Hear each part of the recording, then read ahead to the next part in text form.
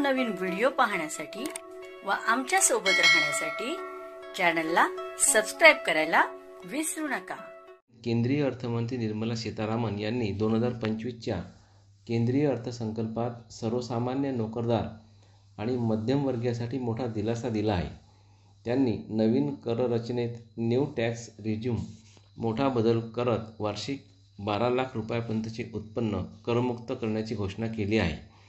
त्यामुळे आता दरमहा 1 लाख रुपये कमावणाऱ्या करदात्यांना कोणताही आयकर भरावा लागणार नाही। नवीन कर स्लॅब आणि सवलती। नव्या कर रचनेत आयकर स्लॅबमध्ये मोठे बदल करण्यात आले आहेत। याआधी 7 लाख रुपयांपर्यंतचे करमुक्त मर्यादा होती ती नवीन कर स्लॅब आणि सवलती। नव्या कर रचनेत आयकर स्लॅबमध्ये मोठे बदल करण्यात आले आहेत।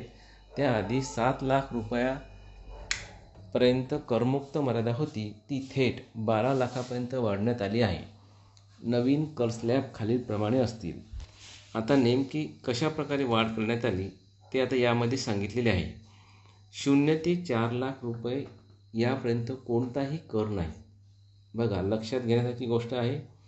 त्यानंतर 4 ते 8 लाख रुपयांपर्यंत 5% कर, 8 ते 12 लाख रुपयांपर्यंत 10% कर, 12 ते 16 लाख रुपयांपर्यंत 15%, 12 ते 16 लाख रुपयांपर्यंत 15% आणि 16 ते 20 लाख रुपयांपर्यंत 20% कर, 20 ते 24 लाख रुपयांपर्यंत 25% कर, 24 लाख रुपयापेक्षा जास्त असेल तर 30% कर। जुन्या कर रचनेत कोणताही बदल नाही। निर्मला सीतारामन यांनी स्पष्ट केले आहे की सवलत फक्त नवीन कर रचनेत अर्ज करणाऱ्या करदात्यांसाठी लागू असेल। जुन्या कर प्रणालीसाठी मात्र कोणतेही बदल करण्यात आलेले नाही। त्यामुळे करदात्यांनी आपल्या आर्थिक नियोजनानुसार कोणती कर रचना स्वीकारावी हे ठरवावे लागेल। मध्यमवर्गीयासाठी मोठा दिलासा। नवीन कर सवलतीमुळे मध्यमवर्गीय कुटुंबांना मोठा फायदा होणार आहे। घरगुती खर्च, बचत, गुंतवणुकीसाठी अधिक पैसा उपलब्ध होतील। तसेच वाढती महागाई आणि जीवनशैलीच्या खर्चाचा ताण देखील यामुळे कमी होणार आहे। गेल्या काही वर्षातील कर सवलतीत बदल। मागील 2 दशकांमध्ये सरकारने आयकर सवलतीमध्ये मोठे बदल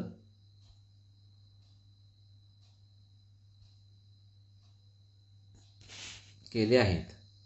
2005 मध्ये 1 लाख रुपये, 2012 मध्ये 2 लाख, 2014 मध्ये 2.5 लाख, 2019 मध्ये 5 लाख, 2023 मध्ये 7 लाख आणि 2025 मध्ये 12 लाख। दरम्यान सरकारच्या निर्णयामुळे करदात्यावरील आर्थिक ताण हलका होणार आहे। यासह देशातील विकसनशील अर्थव्यवस्थेला चालना मिळेल। नव्या कर रचनेमुळे लोकांच्या हातात पैसा अधिक राहील। त्यामुळे गुंतवणूक आणि उपभोग